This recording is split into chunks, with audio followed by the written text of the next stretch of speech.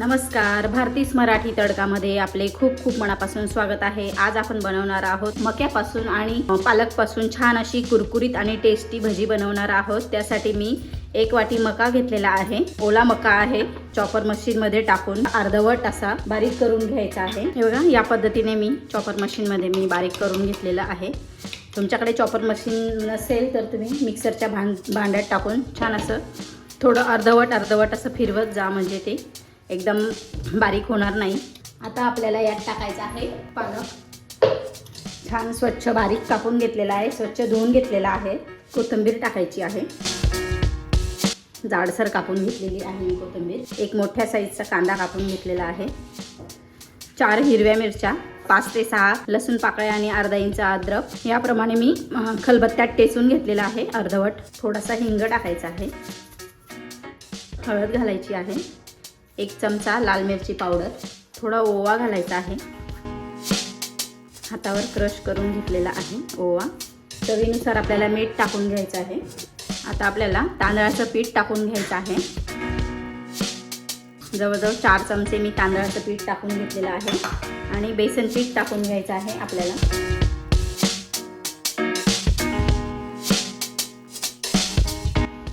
आपण आधी हे छान असं मिक्स करून घेऊया। पाणी लगेचच टाकायचं नाही, पालक धुतलेला आहे, ओला आहे पालक, त्यामुळे त्यात पालकमध्येच आपण छान असं मिक्स करून घ्यायचं आहे।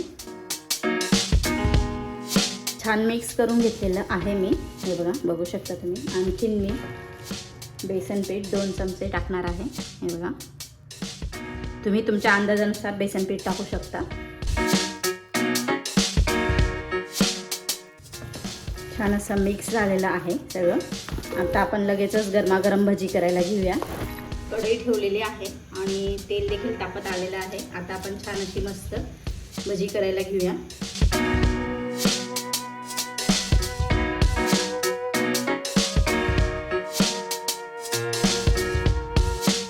भजी आपण टाकून घेतलेली आहे, छान अशी आपल्याला क्रिस्पी तळून घ्यायची आहे।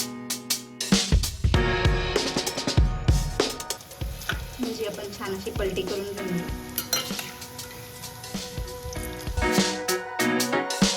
भजी आपली छान अशी कुरकुरीत तळून झालेली आहे, बघू शकता तुम्ही।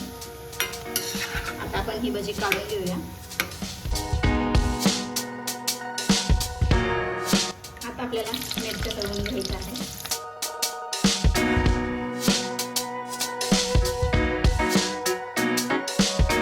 आता आपल्याला मिरचीला छान असं मीठ लावून घ्यायचं आहे।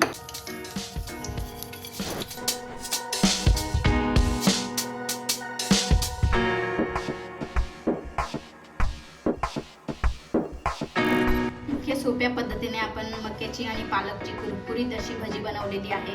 आपण पीठ मळताना देखील आपल्याला पाण्याचा वापर, थोडाही पाण्याचा वापर न करता आणि सोड्याचा वापर न करता आपण ही भजी बनवलेली आहे। तुम्ही एकदा ही भजी नक्की बनवा आणि माझी रेसिपी तुम्हाला कशी वाटली कमेंट करून सांगायला विसरू नका। रेसिपी आवडली असेल तर लाईक करा, शेअर करा आणि सबस्क्राईब करायला विसरू नका। धन्यवाद।